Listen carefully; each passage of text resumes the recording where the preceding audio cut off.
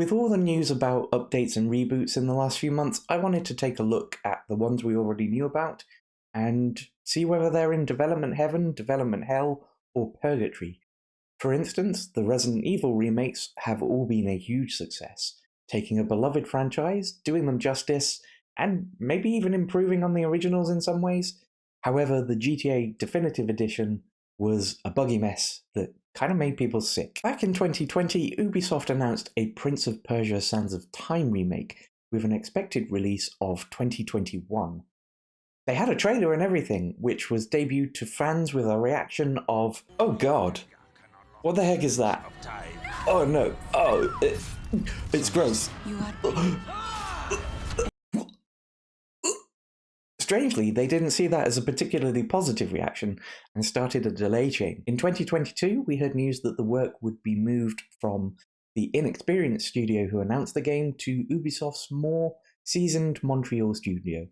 And obviously they have to work with whatever they've been given, and what we saw in that trailer was not good. There's an expression in software engineering called garbage in, garbage out, and that was kind of garbage, which would likely explain the update that we got in May of this year. Ubisoft have said the project is in a conception stage, so right now it's just an idea. Add to that Ubisoft's financial dire situation and the string of things that they've cancelled, along with the announcement of a new shiny Prince of Persia, it's safe to say that this one was in developer hell, but it's managed to crawl its way into purgatory, probably never to be seen, at least in its original state, again.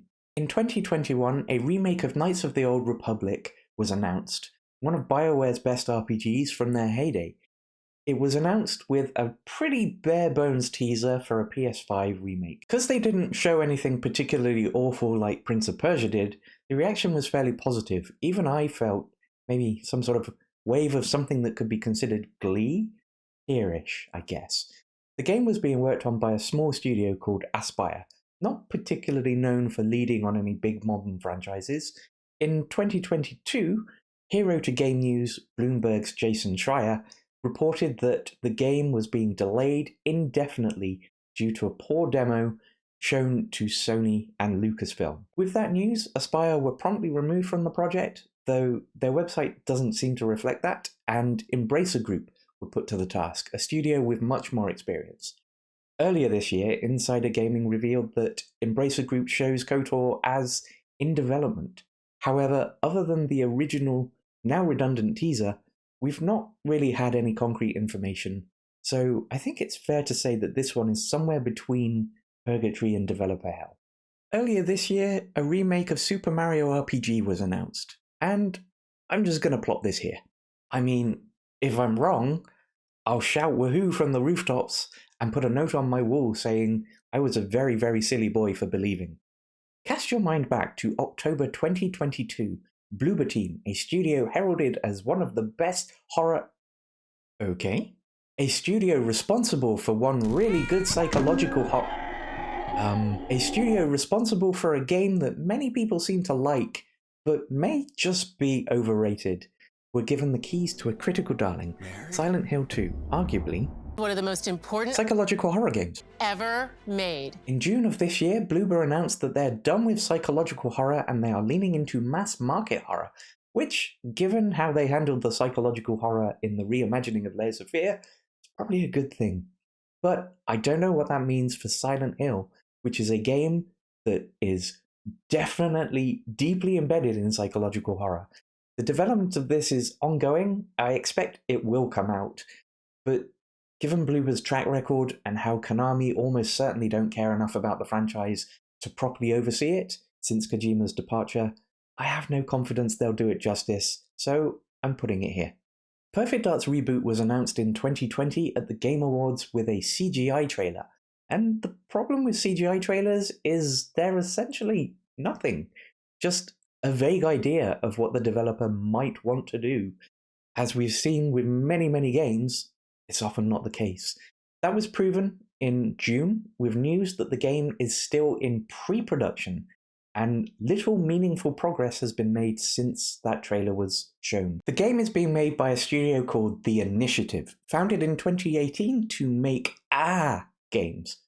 Sorry, quadruple A games, which, if you're going to throw another A on the end of AAA, it's going to take a company 3 years just to figure out what the heck that means before they can start work. And in what is becoming a trend of seasoned studios stepping in to help, Crystal Dynamics have now got involved in the project. However, even with their involvement, it's still tumultuous. Too many people have left the project. It's essentially starting again in Unreal 5. Sorry, but the likelihood of seeing Joanna Dark is pretty low at this point. I'm putting it in purgatory. Alone in the Dark, one of the oldest in the list, an early 90s survival horror game, the announcement of the remake came in August 2022, being made by THQ Nordic, a seasoned studio with a solid body of work. And honestly, it seems like they're doing this right. First looks of the game have started to appear, which means when they announced it in August, it was already pretty far along. Plus, those first looks are pretty positive. Stranger Things' David Harbour is on board. It's not the prettiest game, but it looks functional. I think we can put this in developer heaven. With more beloved games like Metal Gear Solid Snake Eater, The Witcher, Max Payne, Splinter Cell, Persona 3, and Assassin's Creed Black Flag on the way, what do we learn? I think the main takeaway is not to give a big beloved franchise that has an almost cult-like status to studios who are as yet unproven. And if watching channels like NoClip has taught me anything, it's that there are many games that never see the light of day. So maybe stop announcing things while it's just an idea.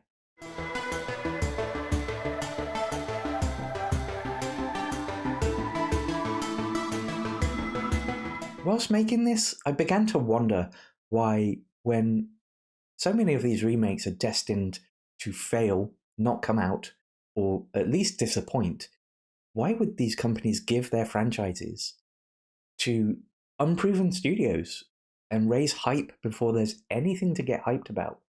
It's very easy to say money and to think that they can get a greedy, easy win by giving it to a cheaper studio. The game's already made, they just have to remake it. But when you consider how much they lose, how much their reputation is damaged by the failures, maybe it's more than that. Maybe it's because these smaller studios, they love these franchises. They have a deep passion to remake these games and to bring justice to these games and these precious gems. I'm sorry, I couldn't keep a straight face. It's the bad leadership and the greed. Try.